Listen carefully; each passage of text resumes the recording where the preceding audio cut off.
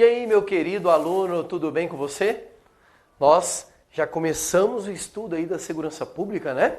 Então, são duas aulinhas, onde nós trabalhamos aqui com o artigo 144 da Constituição Federal, estruturando para você a organização da segurança pública no Brasil. Então, para você estar assistindo essa aula agora, inevitavelmente você tem que ter assistido a aula anterior, porque são duas aulas que se compõem. Elas não têm como ser vendidas separada e não tem como você assistir elas de forma separada. É uma e a outra. E aí sim você vai ter todo o conteúdo de segurança pública que você precisa para os concursos na área policial, guarda municipal e área fiscal, que são os concursos que geralmente trazem essa matéria, tá? Então, dentro ainda da segurança pública, nós vamos continuar mergulhando agora no artigo 144 para conhecermos as demais instituições previstas aí no texto constitucional, tá? Então, próxima instituição que nós temos, Polícia Rodoviária Federal. Querido, Polícia Rodoviária Federal, previsto aí no artigo 144, órgão de segurança pública, parágrafo 2º, traz sua competência.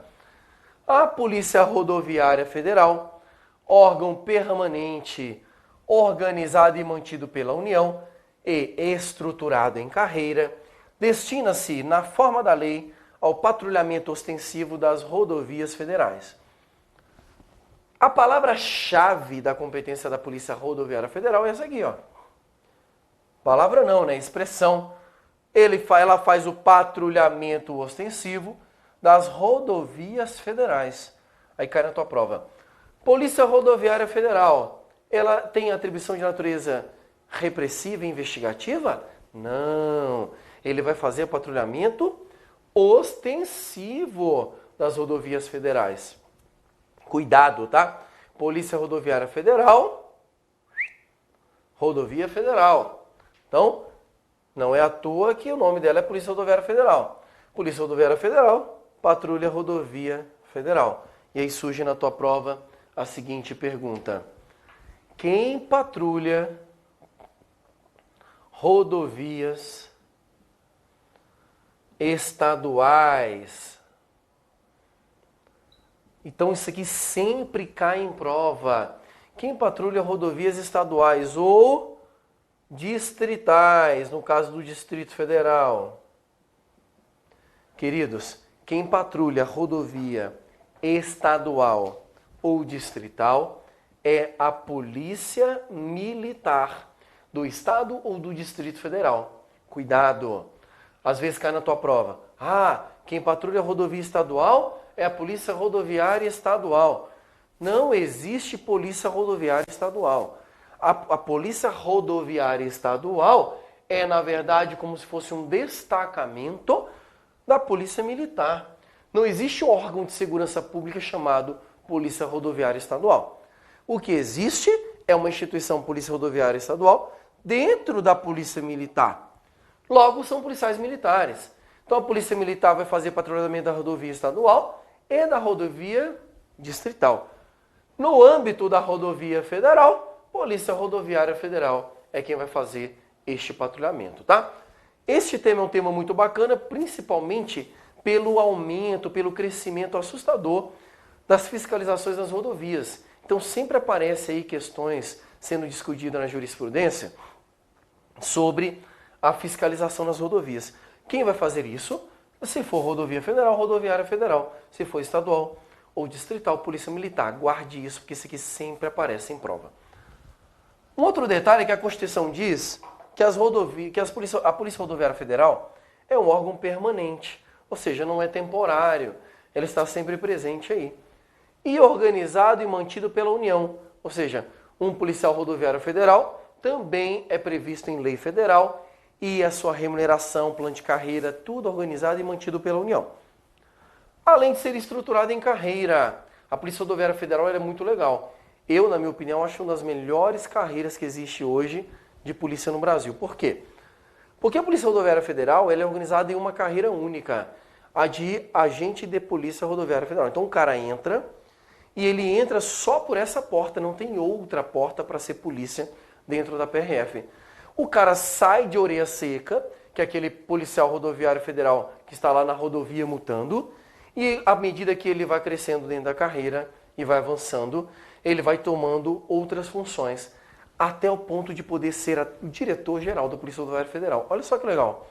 O diretor-geral da Polícia Rodoviária Federal, ele um dia esteve lá embaixo na pista, facilitando em muito a compreensão da vida dos servidores. Por isso que hoje é uma das melhores instituições para se trabalhar. Porque quem comanda já foi comandado, tá? É uma diferença bem legal aqui da Polícia Rodoviária Federal.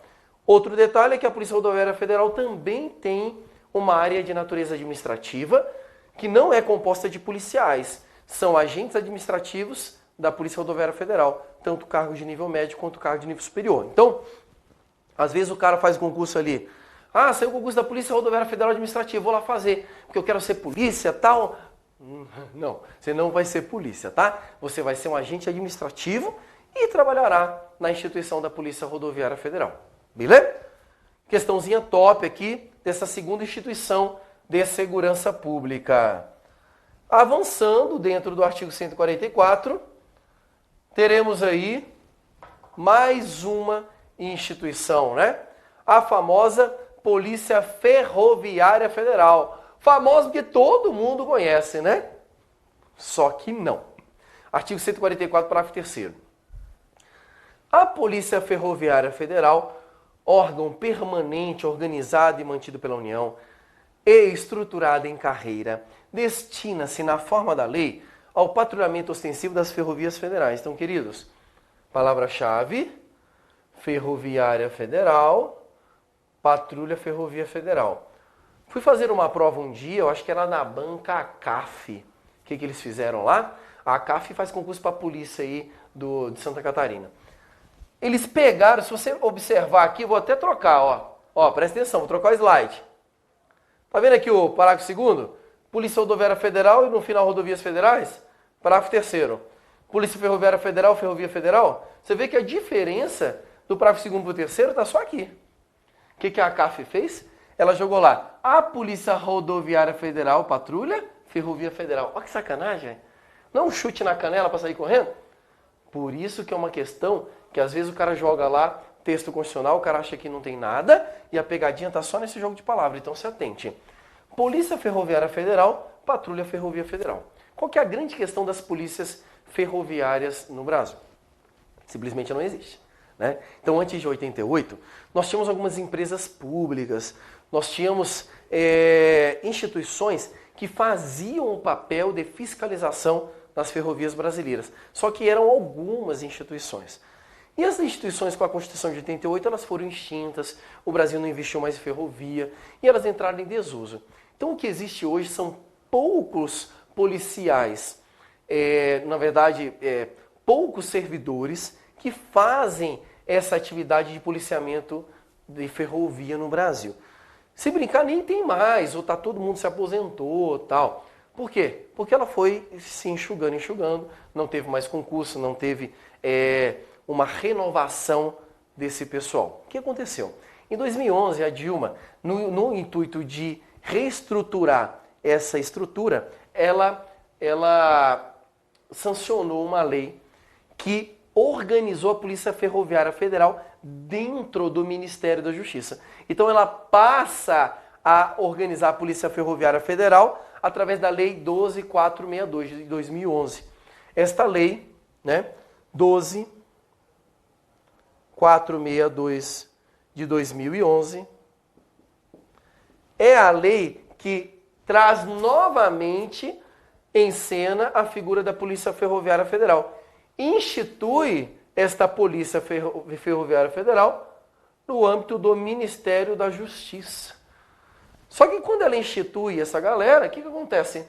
Ela falou, a galera lá das empresas públicas que já trabalhavam com ferrovia serão incorporados dentro dessa instituição, Polícia Ferroviária Federal. E aí, essa lei está sendo questionada no STF acerca da sua inconstitucionalidade por ter aproveitado essa galera sem concurso público.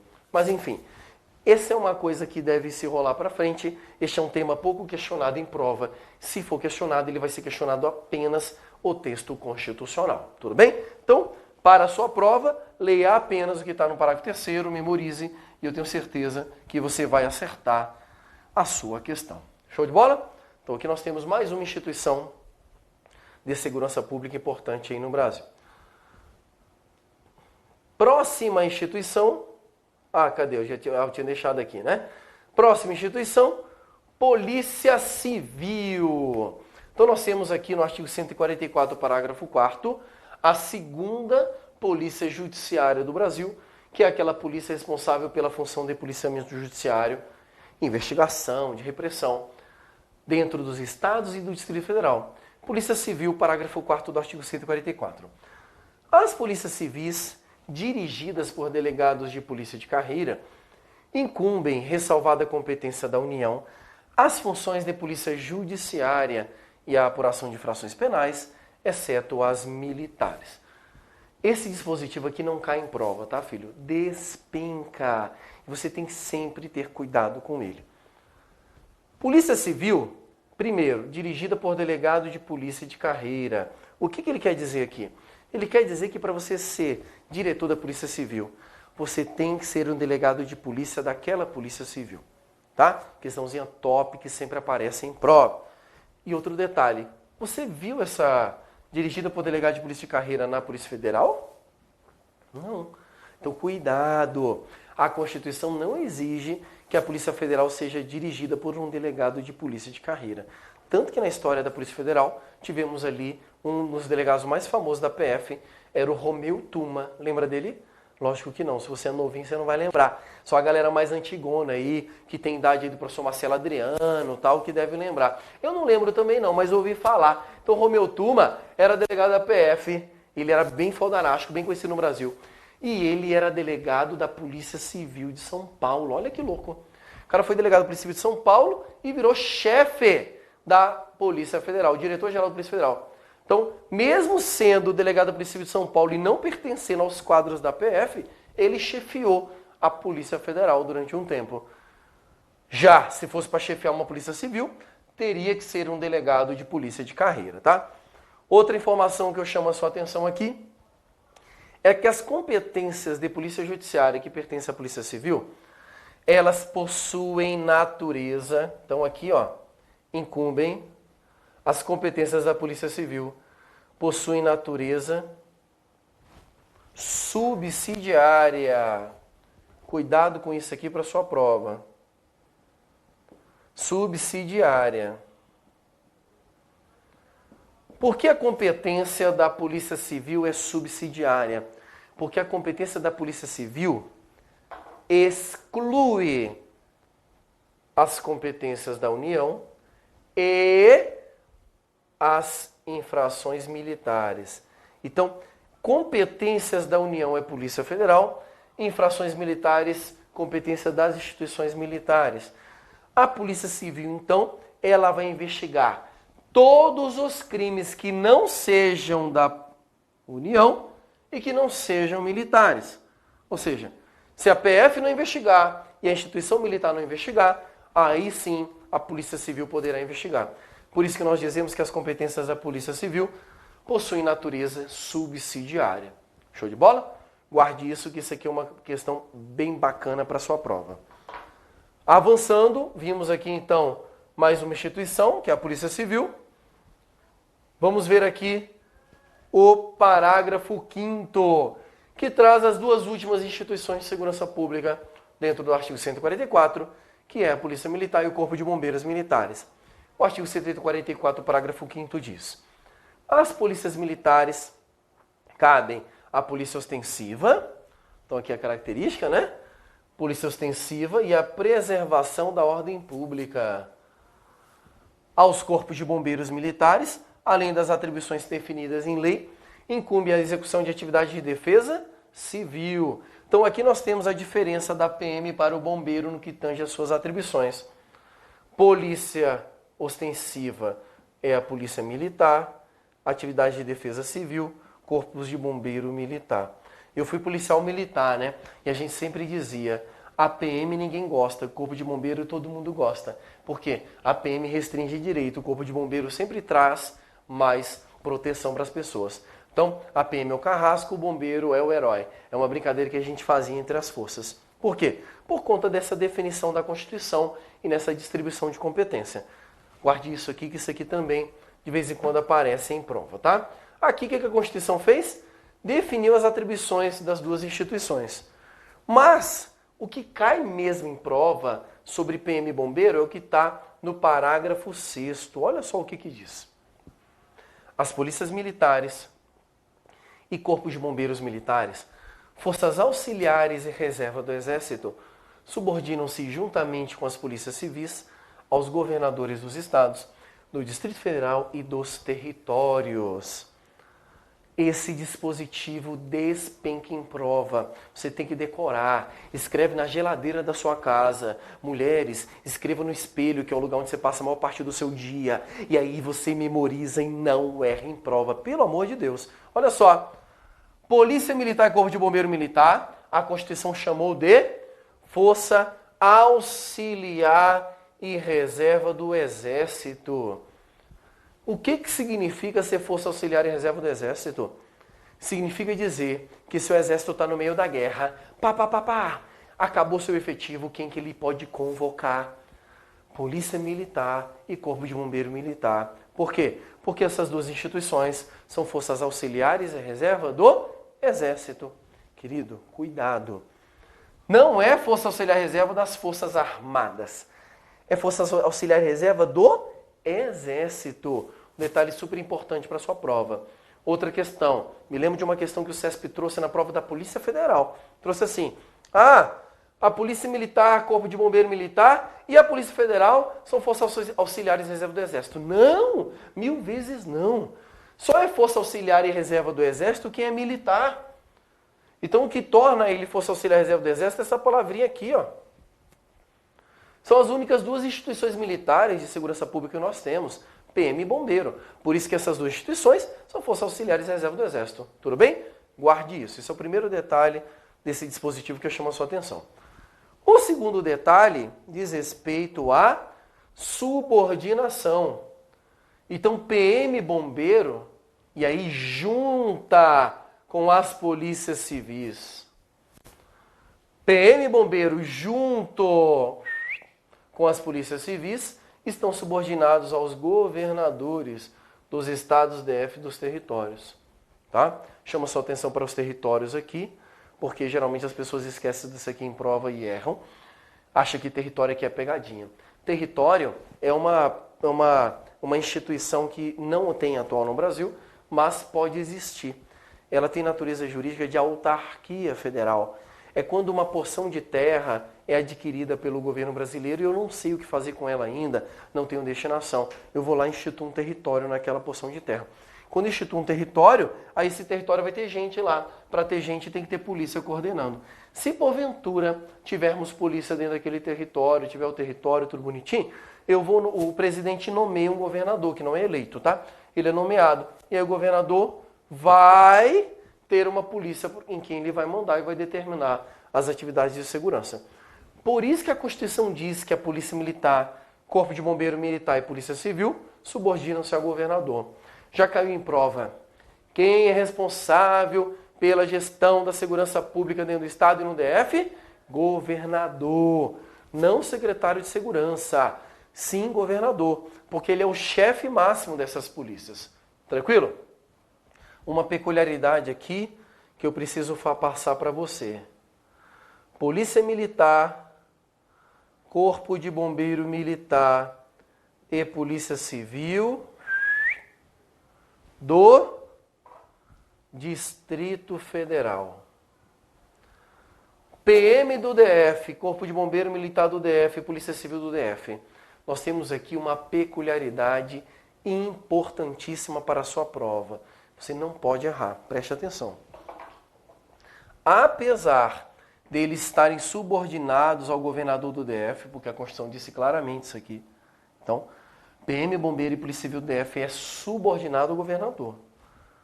Elas são organizadas.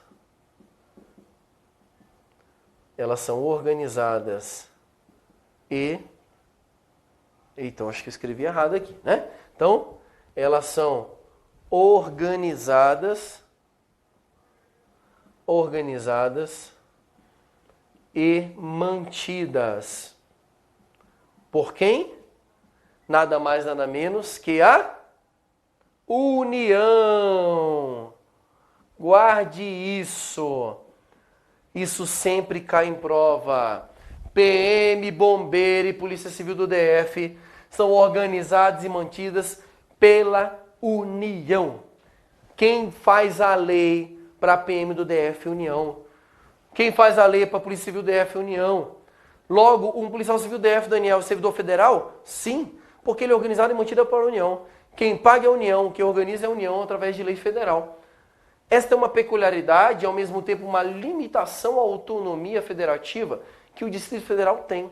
Por quê? Apesar do governador ele ser o chefe e essas instituições estarem subordinadas ao governador, a organização, a previsão legal, a manutenção é feita pela União.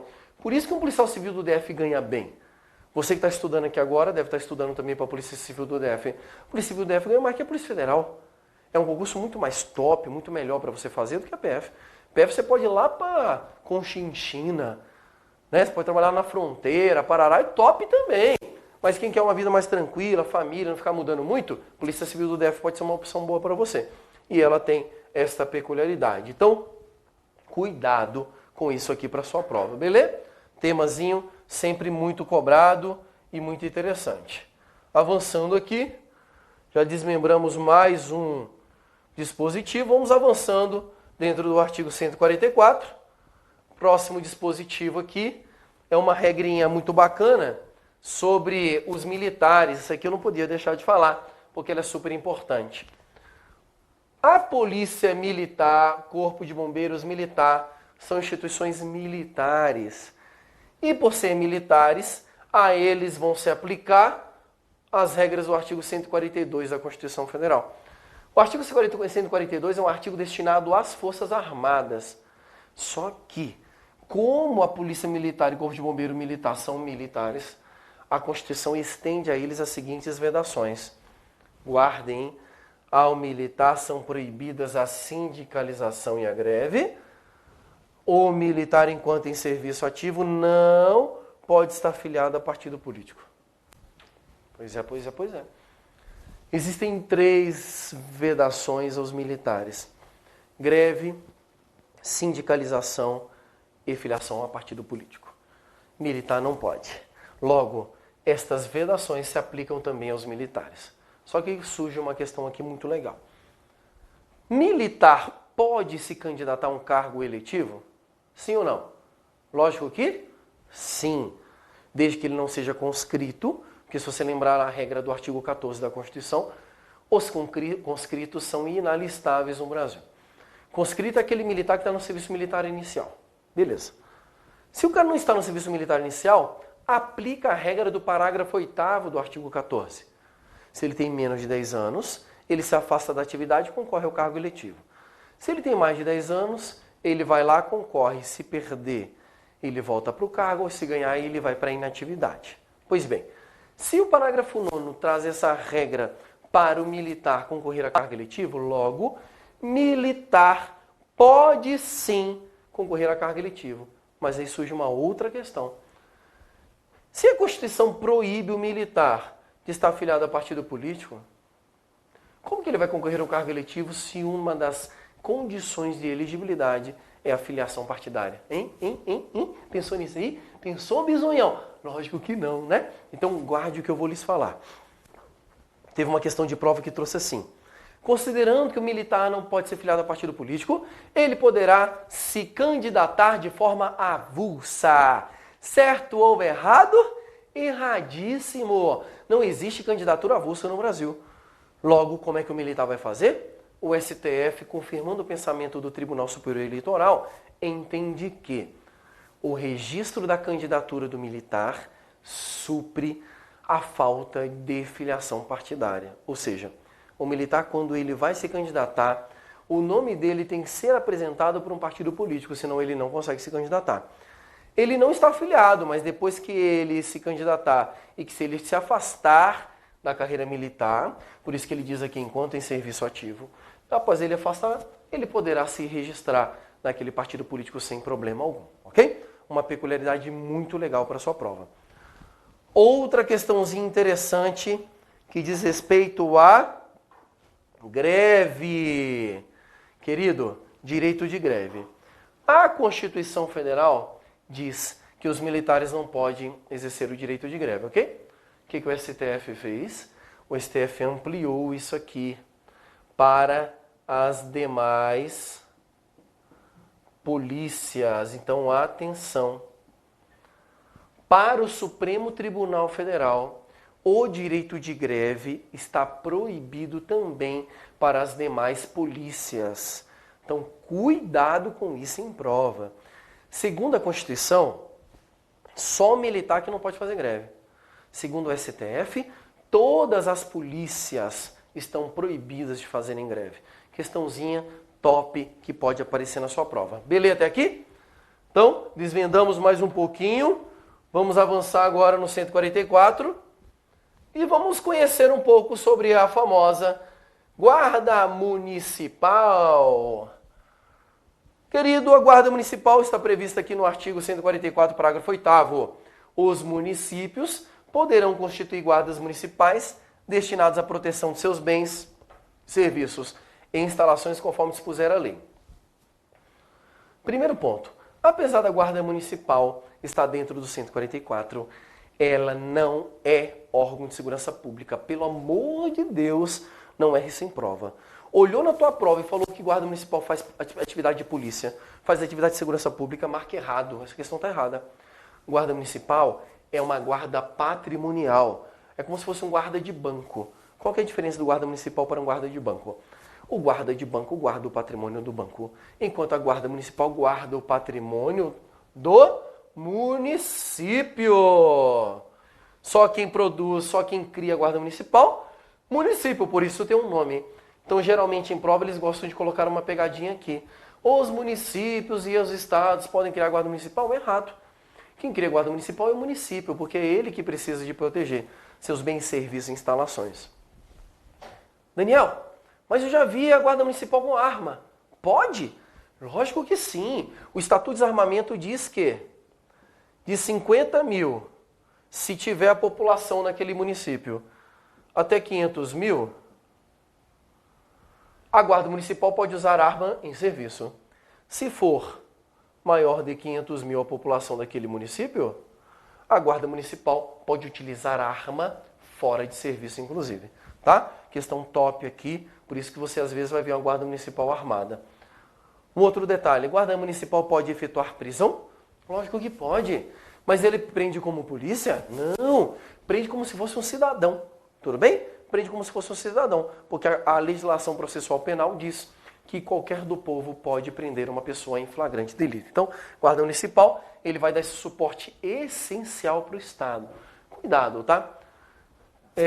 Apesar dessas atribuições não serem equiparadas às atividades de segurança pública, o papel da Guarda Municipal é fundamental para a estruturação do poder público, para a manutenção da ordem dentro dos municípios. Digo mais, em alguns municípios, a Guarda Municipal ela faz um papel tão importante quanto a própria polícia, principalmente na prevenção de infrações. Por quê? Porque se você tem a Guarda Municipal andando na praça, se você tem a Guarda Municipal passeando com a viatura ali, ela vai exercer um papel ali sim de prevenir a prática de ilícito penal, mesmo sem ser uma atividade de segurança pública. Então, apesar de eu desclassificar a Guarda Municipal como órgão de segurança pública, não pense que essa instituição ela não é importante. Pelo contrário, é fundamental para a segurança do município, ok? Mas não erre isso aqui em prova. Já chegando no final do artigo 144, temos aqui o parágrafo 9º do artigo 144 que diz: a remuneração dos servidores policiais integrantes dos órgãos relacionados neste artigo será fixada na forma do parágrafo 4º do artigo 39. Aqui a Constituição dá a possibilidade da remuneração dessas instituições ser feita por meio de subsídio. Então, este parágrafo 4º do artigo 39 fala sobre subsídio, que é um tipo de retribuição pecuniária paga em parcela única, não é fracionada, não tem gratificação, ou seja, não tem nenhum adicional a mais. É só aquele dinheiro. Já é assim, por exemplo, na Polícia Federal, na Polícia Rodoviária Federal e outras polícias do Brasil, tá? Essa previsão que a Constituição queria trazer. E para fechar o artigo 144, a última inserção no artigo, parágrafo 10 desse artigo, que inseriu a figura da segurança viária. Parágrafo 10 diz assim: a segurança viária exercida para a preservação da ordem pública e da incolumidade das pessoas e do seu patrimônio nas vias públicas, 1. Compreende a educação, engenharia, fiscalização de trânsito, além de outras atividades previstas em lei, que assegurem ao cidadão o direito à mobilidade urbana eficiente e 2. Compete no âmbito dos estados, do DF e dos municípios, aos respectivos órgãos e entidades executivos e seus agentes de trânsito estruturados em carreira na forma da lei. Se você me perguntar, Daniel, para que colocar isso aqui na Constituição?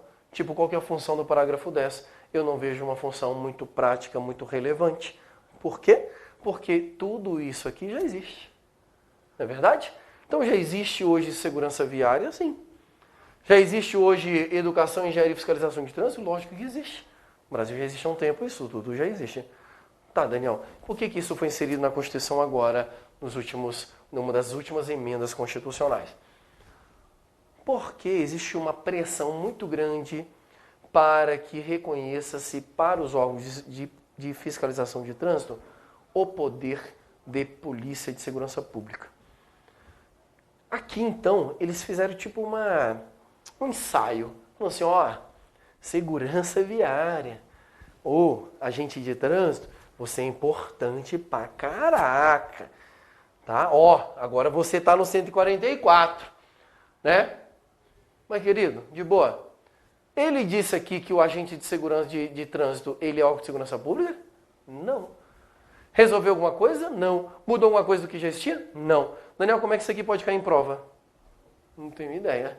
A única coisa que eu vejo como possibilidade de cair em prova é repetir o texto constitucional do jeito que está aqui, colocando alguma pegadinha. Mas é um assunto novo que a gente vai descobrindo na prática aí como é que ele vai funcionar, beleza? Mas precisava passar porque ele era uma das últimas alterações do artigo 144 e relevante para a sua prova. Beleza? Queridos, aqui a gente finaliza a segurança pública. Nesta aula e na aula anterior, que são 2 aulas, você tem um conteúdo de segurança pública suficiente para fazer qualquer concurso público que este tema esteja previsto no edital, ok? Espero que você goste dessa aula, que você possa ter um bom desempenho na sua prova e, com certeza, continue sempre ligado aqui no Focus, porque para passar tem que ser Focus!